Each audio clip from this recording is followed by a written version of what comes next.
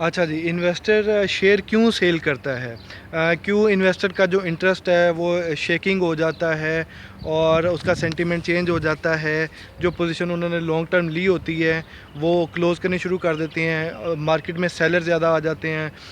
Prices जो हैं वो डाउन, प्राइसें गिरनी शुरू हो जाती हैं और मार्केट में सेलर ज़्यादा आने शुरू हो जाती हैं। मार्केट इंडेक्स भी जो है वो नीचे आना शुरू हो जाता है। तो इन्वेस्टर जो है वो कब जो है वो शेयर सेल करता है, उसकी बहुत सारी चीज़ें हैं, बहुत सारी रीज़न हैं जिसकी वजह से इन्वेस्टर जो है वो शेयर सेल करता है। सबसे सबसे पहले तो ये है कि अगर किसी कंपनी का शेयर किसी इन्वेस्टर ने ख़रीदा हुआ है, और क्योंकि ये सारी पब्लिक लिमिटेड कंपनीज़ होती हैं, तो पब्लिक लिमिटेड कंपनीज़ ने जो है वो हर 3 महीने बाद मींस क्वार्टरली उन्होंने अपना रिज़ल्ट अनाउंस करना होता है। तो उससे रिज़ल्ट में उन्होंने अर्निंग पर शेयर देना होता है कि अर्निंग पर शेयर उन्होंने मतलब देना है मार्केट में कि इस क्वार्टर में उन्होंने कितना पैसा कमाया, उनका आउटस्टैंडिंग मार्केट में शेयर कितना है और एक शेयर के ऊपर अर्निंग पर शेयर जो है वो कितना वो दे रहे हैं।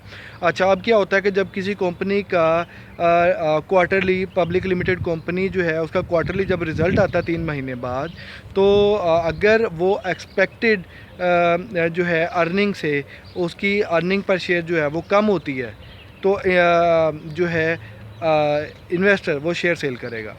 मींस अगर स्टॉक प्राइस जो है वो, अगर किसी शेयर की प्राइस 15 रुपये है और इन्वेस्टर ने एक्सपेक्ट किया है कि ये क्वार्टर के बाद ये 17 रुपये की हो जाएगी, इसकी प्राइस 17 रुपये पे चली जाएगी, और अगर वो 15 से 15.5 आती है तो एक्सपेक्टेशन उन्होंने की थी 17 की। ठीक है, तो वो एक्सपेक्टेशन ऐसे नहीं होती, उसके ऊपर पूरी वर्किंग होती है। वो सारे जो है पैरामीटर्स को फॉलो करके हर चीज़ को एनालिसिस करके उसके बाद वो एक एक्सपेक्टेड अर्निंग पर शेयर वो कैलकुलेट करती हैं। उसके बाद अगर उतनी एक्सपेक्टेड अर्निंग पर शेयर नहीं आती है तो इन्वेस्टर का इंटरेस्ट जो है वो शेक होता है और वो अल्टीमेटली शेयर सेल करना शुरू कर देता है। अच्छा जी, ये तो हो गई है एक रीज़न। अच्छा, इसके अलावा और क्या रीज़न हो सकती है? हाँ, अगर कंपनी में जिस कंपनी के शेयर बाई किए हैं उनकी अगर कोई बैड न्यूज़ आ जाती है बायर मीन्स अगर उसकी कंपनी में जो लोग हैं, मैनेजमेंट के जो लोग हैं, उन्होंने कंपनी में करप्शन की है, मीन्स अगर कोई भी किसी भी किस्म की बैड न्यूज़ आती है, कंपनी में आग लग जाती है, मीन्स ठीक है इंश्योरेंस भी हो सकती है लेकिन ये एक बैड न्यूज़ है। ठीक है, उनको दोबारा ग्रो करने में टाइम लगेगा, करप्शन होती है कंपनी में, कोई भी इस तरह की कोई बैड न्यूज़ आती है तो इन्वेस्टर जो है वो अपना शेयर सेल करेगा। अच्छा जी, इसके अलावा क्या हो सकता है? इसके अलावा आप देखेंगे कि जो अभी पाकिस्तान में जो इस टाइम कंडीशन है, पॉलिटिकल इंस्टेबिलिटी नज़र आ रही है।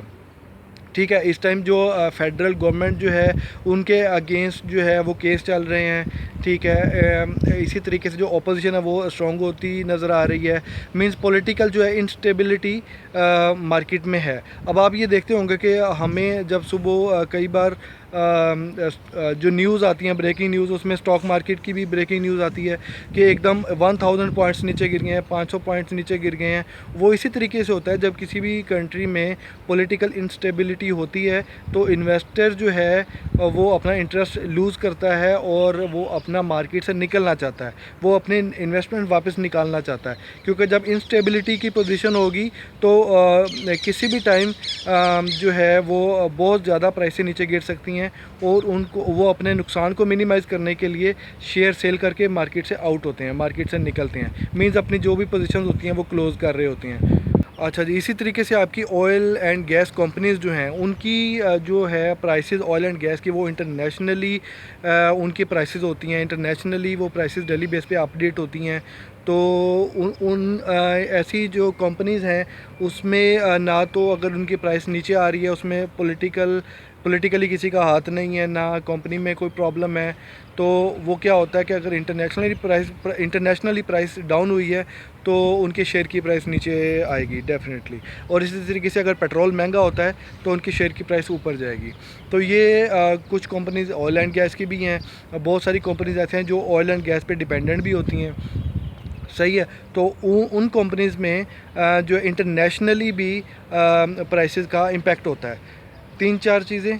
सबसे पहले अगर कंपनी ने अर्निंग पर शेयर नहीं दिया है या बहुत कम अर्निंग पर शेयर दिया है as compare to expected earning per share, तो इन्वेस्टर शेयर सेल करेगा। दूसरा, अगर कंपनी में कोई बैड न्यूज़ आती है अगर कंपनी में करप्शन की कोई न्यूज़ आ गई है, कंपनी में फायर लग गई है, कोई भी इस किस्म का कोई प्रॉब्लम है, तो इन्वेस्टर शेयर सेल करेगा। थर्ड, अगर मुल्क में जो है पॉलिटिकल इंस्टेबिलिटी है, और फोर्थ, अगर इंटरनेशनली आपकी प्राइसेस डोमिनेट कर रही हैं, इंटरनेशनल जो रेट्स हैं वो शेयर को डोमिनेट कर रहे हैं, लाइक ऑयल एंड गैस, आपको मैंने एक एग्जांपल दी है। तो ये चार चीज़ें हैं, इसके अलावा भी और बहुत सारे फैक्टर्स हैं और बहुत सारी चीज़ें हैं, पैरामीटर्स हैं, जिनको जो बेस करते हैं जब इन्वेस्टर्स जो है वो शेयर सेल करता है। So these are some points that you have to acknowledge before selling और बाइंग एनीथिंग। और स्टॉक मार्केट के हवाले से इंडेक्स जो है वो अप एंड डाउन किस तरह होता है, प्राइसेस ऊपर नीचे कैसे जाती हैं, मार्केट किस तरह मूव करती है, उसके लिए मेरी अदर वीडियो भी है, वो भी आप चेक कर सकते हैं। और what is the right strategy, how to invest in stock market, how I lose my money in stock market, all that videos are in on YouTube, आप वो वीडियो चेक कर सकते हैं। और अगर आपको मेरी वीडियो अच्छी लगी आपको मेरी video, don't forget to like and share, and must ask the question, if you have any question ask in comment section. और जितने भी ये मैं वीडियोस बना रहा हूँ ये आप लोगों के क्वेश्चन ही हैं, जिनको बेस करके मैं आप लोगों के साथ अपनी इन्फॉर्मेशन शेयर कर रहा हूँ। So if you have any question ask in comment section, I will respond to you. Until my next video, take good care of yourself. Allah Hafiz.